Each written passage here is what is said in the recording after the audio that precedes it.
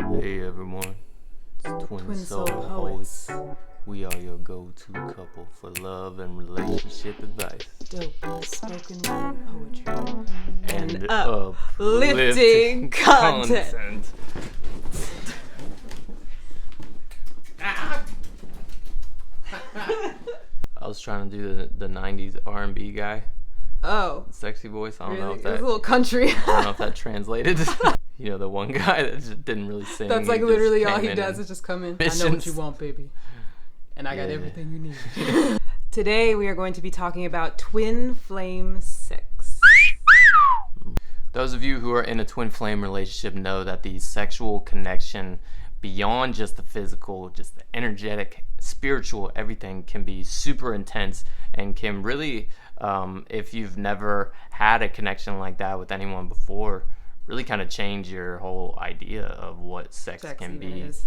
So we wanted to explore that a bit today. And we'd also like to add that the kind of sexual energy and relationships we're talking about in this video are not exclusive to twin flames. I think there can be this sense of putting twin flames up on a pedestal, or even the idea that twin flame relationships are somehow better or have access to more things, and that is not true. It's really about intention, right? And like the intention to become more spiritually aware, to bring more awareness into your sex life. That's what it's all about. So anybody has access to this, but it just takes the intention and the desire of both partners to do so. I just think twin flame relationships tend to like boost you into that, whether you're ready for it or not. And that's sometimes what can cause the runner if somebody's not ready or they're overwhelmed by that energy. I think it just happens to be really, really powerful with twin flames from the beginning. But anyone can do this. Anyone can explore this kind of spiritual, magical aspect of Sacred sexuality. Yeah. And also a reminder that it's like, it's always a journey and that there's not a destination. Yes. And that's a really good mindset to adopt going into exploring sacred sexuality and just sex with your partner in general. And that's like, there's nowhere to like get to, you know, there's no end goal and there's no like mountaintop to be reached where this is the pinnacle experience. It's each experience is new, different, and getting your mind into that place earlier, the sooner than later, it will help you on the journey, I think. Absolutely. And I love that point you made, because I think that a lot of what twin flame relationships do is challenge cultural norms. And so like there's so many things about sex that are accepted culturally, especially in American culture, that are going to butt right up against the way that your twin flame sexual relationship unfolds. For example, the idea of getting somewhere, getting to the orgasm, you know, making someone come, you know, having this experience. It's really about the journey of it all, and it's not about reaching something, like Hamilton said. And that could be new for a lot of people who are exploring that. But Hamilton and I shared in a post on Instagram how each union is unique. So like you can't approach this person, this twin flame of yours, the same way that you did every other relationship. It's really about learning how, and I think we did a musical analogy, so like learning how to play the song that your union wants to play. If you're bringing all of the old, you know, music that you had with other partners and you're playing your new partner the same way, like it's you're not going to get to the depths that you can find when you're really trying to like learn each other's notes and find what works between you, because it's an energy and synergy that only exists when you two come together. So I think that's really a great first thing to think about when you are connecting and sexually with your twin flame for the first time. Yes, presence, that letting go of the goal-oriented thinking and mind state can really help you connect with just being present with each other. And when you can sink into just being present and really allow that to be the only goal, you can just connect with each other on such a deeper level. Yes, and that takes practice, y'all. So we're not saying that we have mastered that at all, For sure, but we're exploring it, and we have the desire to find out what that's all about. But like, don't get frustrated if you're having trouble, you know, trying this new way of being sexual together, and you just go to the old way of sexually connecting. That's okay. So that's part of the journey, right? So don't beat yourself up or think that you're not spiritually awakened or aware. Sometimes people are like, twin flames come together and just instantly spiritually awaken. And I don't think that's the case. I think that it really does send a very strong invitation to do so. And in a lot of cases, the more that you've done that internally and started your own process of spiritual awakening, it will like amplify that times a million. But part of the great thing about coming together with your twin flame is going on that spiritual journey together. And that is not compartmentalized. It definitely comes into your sex life. And that's like the next level, I think, of twin flame sex is like seeing it beyond just the physical, seeing it for manifestation and creation. Also seeing it as a way to really like connect with the divine, almost as like a act of worship. Like that's my idea of like sacred sexuality. It really feels like sometimes you're accessing and communicating with God directly, like through your partner. Like, you know, and I know that there's been many times where it felt like the divine or goddess, you know, was moving through Ingrid, and I've also felt myself like be in that sort of divine masculine state at certain times when I've been able to be really present, and it's like it felt like something more than me was moving through my body. Yes, and I think when you're twin flames, you'll be able to tell the difference, or any relationship really, if you're present with your partner, you'll be able to know when you're in that space or not, and when your partner is in that space or not, and they're very different experiences. You'll notice the subtleties of the physical and the spiritual energy flowing through you. It's not just about the big moments. They, in some forms of sexual, like sacred sexuality, they'll call it like valley orgasm or the valley experience, which is just as powerful as the peaks. So you'll start to pick up on all those subtle energies, and we're exploring deeper and deeper realms that like it seems like it's fathomless. And I think that's another thing you might notice with your twin flame. It's like it feels like every time you feel like you've gotten to the most powerful, the most opening experience you could have had, there's something even more.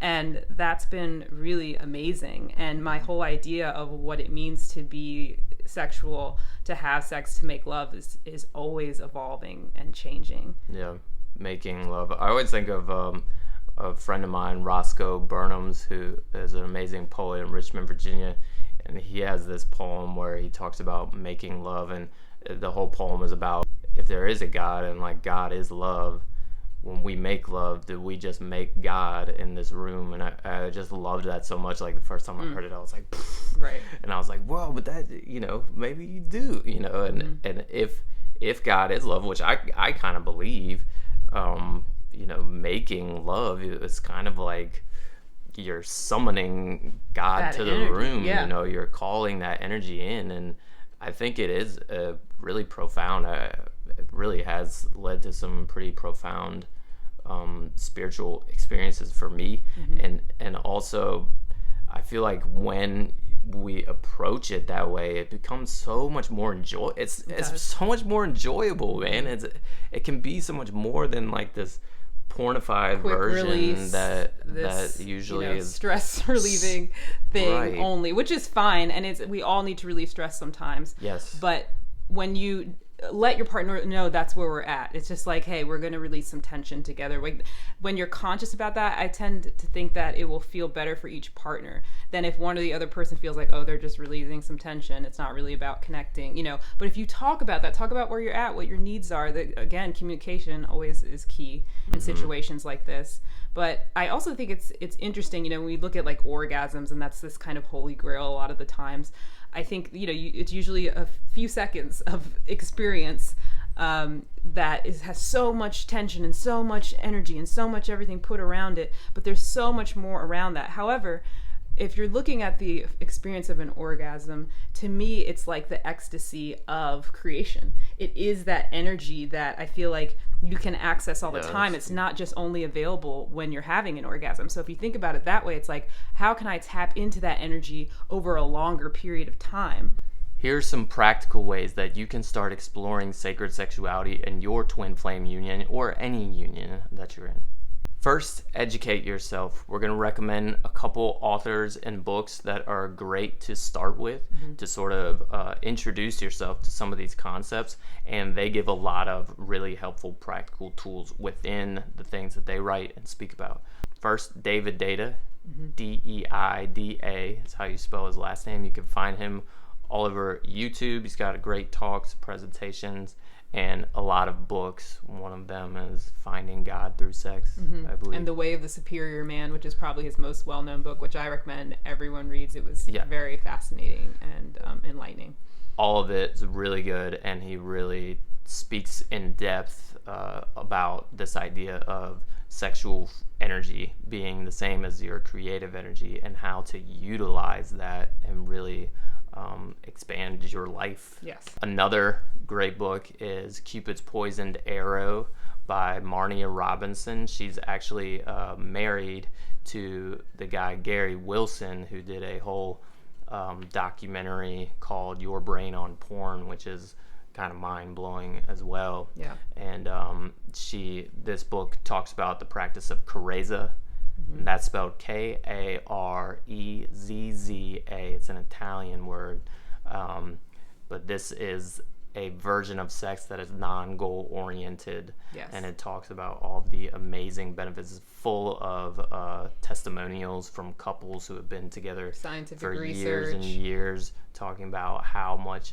their relationship was just, taken to a whole nother level after trying this for a short period. Yeah, it will turn your whole idea of what sex and sexuality is on its head.